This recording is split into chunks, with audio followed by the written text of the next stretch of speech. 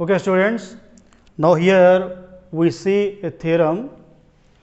If W1 and W2 are any two subspaces of a vector space V of F, then L of W1 union W2 equal to W1 plus W2. That is what we are going to prove. Okay, again, don't forget the definition of L of S. Please don't forget the definition of L of S. What is an L of S? If we take any, see, L of S containing all the linear combinations of vectors of capital S. Okay. Again we recall about L of S.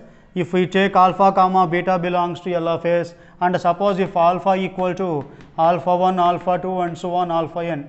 Suppose for example alpha equal to capital S equal to alpha 1, alpha 2 and alpha n. Here we taking two vectors alpha comma beta in L of S, then these two vectors alpha beta must be linear combinations of vectors of capital S. That means alpha equal to, what are the vectors of capital S? Alpha 1, alpha 2 and alpha n. So, since alpha belongs to L of S, alpha is a linear combination of these vectors, a1 alpha 1 plus a2 alpha 2 plus 1 plus an alpha n. Similarly, beta is also belongs to L of S. So, beta can be expressed as a linear combination of alpha 1 alpha 2 and alpha n.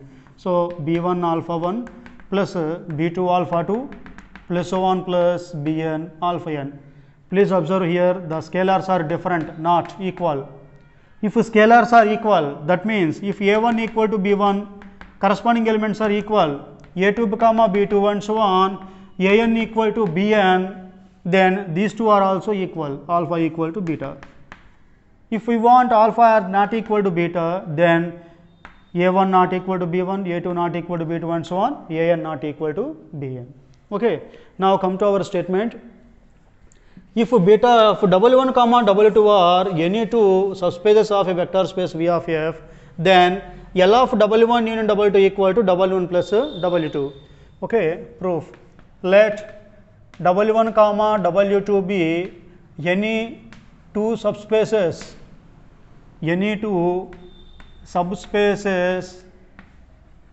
of a vector space capital V of F.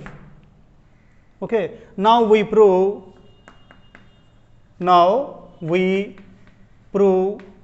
of W1 union W2 is equal to W1 plus W2. L of W1 union W2 equal to W1 plus W2. Okay. So, come to the proof. Now, to prove L of W1 union W2 equal to W1 plus W2, first of all we are going to prove W1 union W2 is a subset of W1 plus W2. First of all, we are going to prove this union is a subset of W1 plus W2. If we prove W1 and W2 is subset of W1 plus W2, then directly L of W1 and W2 is also subset of W1 plus W2. అంటే ఇప్పుడు S అని ఒక non empty set తీసుకున్నాను, ఇందులో capital Vలో if S subset V, then its linear span is also subset of V. Okay, if a subset of V, then its linear span is also subset of V. In the similar manner, if W1 union W2 is subset of W1 plus W2, then its linear span L of W1 union W2 is also subset of W1 plus W2. So, first we have to go and prove this one. L of W1 union W2 is subset of W1 plus W2. To prove, before going to prove this one, we are going to prove W1 union W2 is a subset of W1 plus W2. Okay. For this one, we proved that we are going to prove W1 is subset of W1 plus W2 and W2 is subset of W1 plus W2. ఇది already మనం prove చేసాం in our previous classes. Okay. Again we are going to prove this one. Okay. So, first we are going to prove W1 subset of అంటే each statement from theorem to theorem the proofs are, the statements are interconnected. Okay. Now, come to the proof. So, suppose W1 comma W2 be any two subspaces of a vector space V of F. Now, we are going to prove L of W1 union W2 W1 plus W2. For that, let alpha belongs to W1. Okay. Since 0 bar belongs 0, since W2 is a subspace of V, is a subspace of capital V of F, we have 0 bar belongs to W2. Okay, we have R. Now alpha equal to alpha plus 0 bar, represent alpha as alpha plus 0 bar. Since alpha belongs to W1 plus 0 bar belongs to W2, we have alpha belongs to W1 plus 0 bar belongs to W2. Totally alpha belongs to W1 plus W2. So we already take alpha in W1. Now we proved that alpha also belongs to W1 plus W2. Therefore, W1 is substar equal to W1 plus W2. Okay. Similarly, we proved W2 is also substar equal to W1 plus W2. We see already the proof of this statement, W2 substar W1 plus W2 in our earlier theorems. Okay. ఇక్కడ W1 substar W1 plus W2 prove చేసాం. W2 అనేది కూడాను W1 plus W2 కి subset అవుతుంది. So W1 plus W2 having two subsets W1 and W2. Therefore, their union is also W1 union W2 is also contained in W1 plus W2. Okay, W1 union W2 is also substar equal W1 plus W2. Why? Because if A subset some B, C subset B, then their intersection A intersection C is also subset of B, their union A union C is also subset of B. This is our basic set theory. Okay, if A subset B and C subset B, then their intersection A intersection C is also subset of B and their union A union C is also subset of B. From the like this, W1 substar equal W1 plus W2 and W2 substar equal W1 plus W2, then their union W1 union W2 is also substar equal to W1 plus W2. Since S is a subset of V, then its linear span L of S is also subset of V.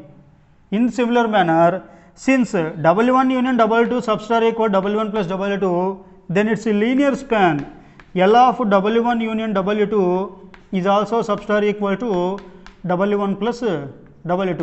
Call it as first equation. Call it as first equation or the inequation. Okay.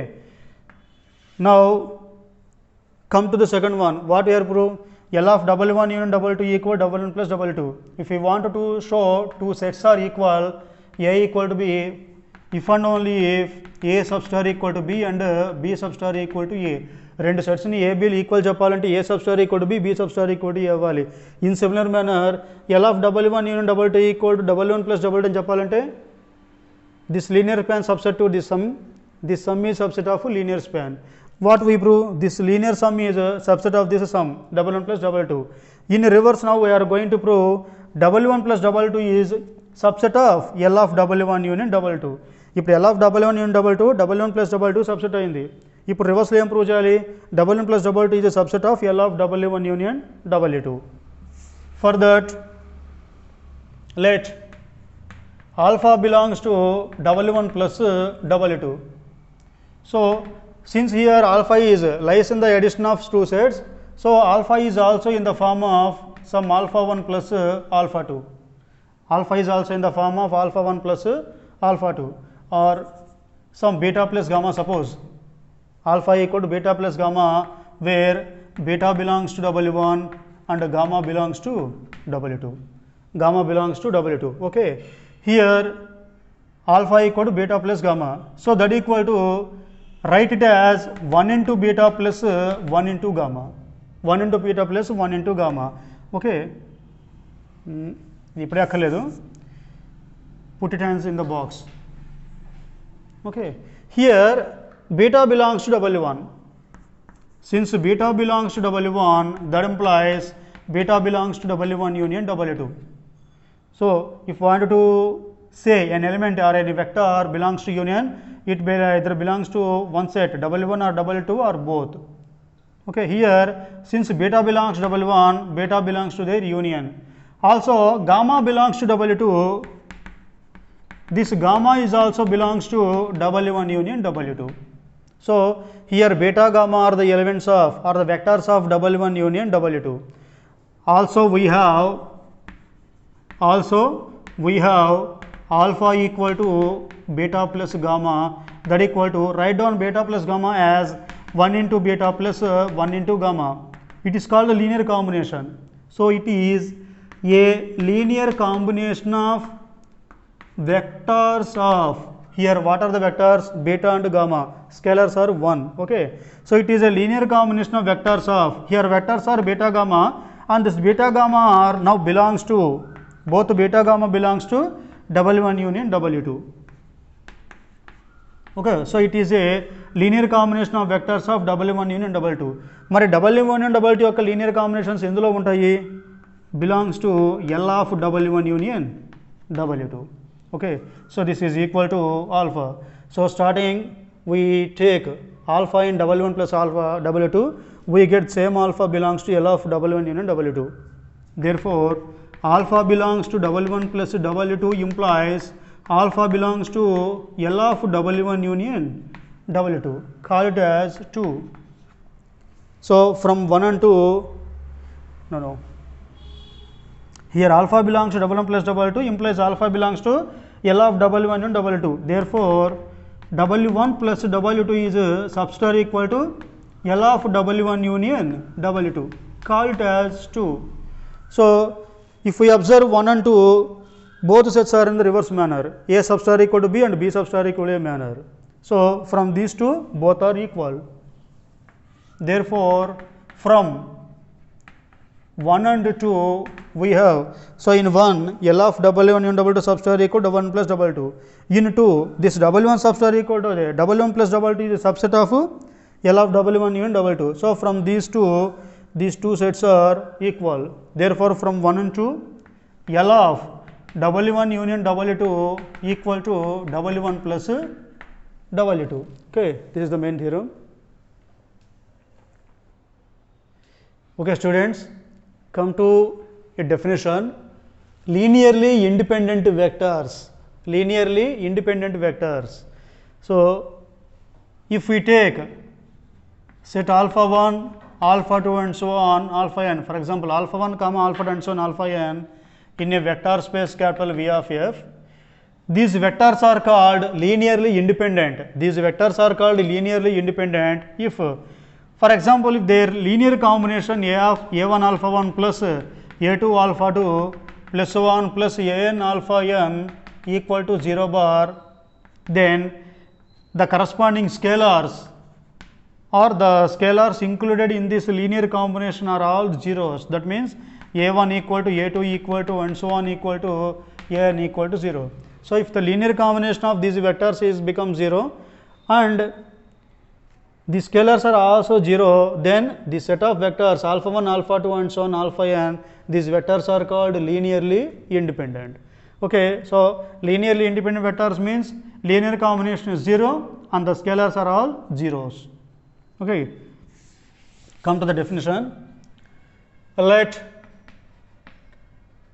alpha 1, let capital V of f be a vector space, a vector space, and alpha 1 comma alpha 2 and so on alpha n be any non-zero vectors, any non-zero vectors. This non-zero is mainly important. Okay, if we want to show some vectors as linearly independent, that vectors must be non-zero. Okay, if any one of vectors is zero vector, then it is not linearly independent. ఏవైనా vectors మనం linearly independent చెప్పాలంటే అవన్నీ కూడా కంపల్సరీగా non zero అవ్వాల్సిందే. వీటిలో ఏ ఒక్కటైనా సరే జీరో వెక్టర్ ఉంది అంటే అది అప్పటికి కూడా లీనియర్లీ ఇండిపెండెంట్ అవ్వదు. Don't forget it. సో అందుకే మెన్షన్ చేసాను ఇక్కడ alpha 1 alpha 2 and alpha n be any non zero vectors in capital V of f. Okay, then the vectors alpha 1, alpha 2 and so on alpha n are called linearly independent. Linearly independent. We simply represent as L dot I. L dot I, linearly independent vectors, comma, there exist scalars. There exist scalars a1, a2 and so on an, comma, all are zeros, all are zeros, such that a1 alpha 1 plus a2 alpha 2 plus 1 plus an alpha n equal to 0 bar. What we say? If the linear combination of these vectors is 0, then the scalars are also 0. Okay, that is where mentioned here. There exists scalars a1, a2 and so on an, comma, all are zeros. All are zeros. Anni kuda zeros avvali, such that linear combination is 0. Okay. If any one of these vectors a1, the scalars a1, a2 and so on an is non-zero, but linear combination is 0. Linear combination zero అయిపోయి ఈ స్కేలార్స్లో ఏదైనా ఒక్కడైనా సరే non zero ఉంటే అప్పుడు ఆ స్కేలార్స్ని ఏమంటారంటే లీనియర్లీ డిపెండెంట్ వెక్టర్స్ అంటారు. Okay, so what we see here, if linear combination a1 alpha 1 plus a2 alpha 2 plus 1 plus an alpha n equal to 0 bar, linear combination 0 implies all scalars a1, a2 and so on an are zeros, then the vectors alpha 1, alpha 2 and alpha n, these vectors are called linearly independent. Okay, if linear combination is 0 but these scalars a1, a2 and so on an not all zeros, at least among these scalars at least one scalar is non-zero, then the vectors alpha 1, alpha 2 and so on alpha n are called linearly dependent. This is linearly independent, this is linearly dependent. Okay, come to the another definition, linearly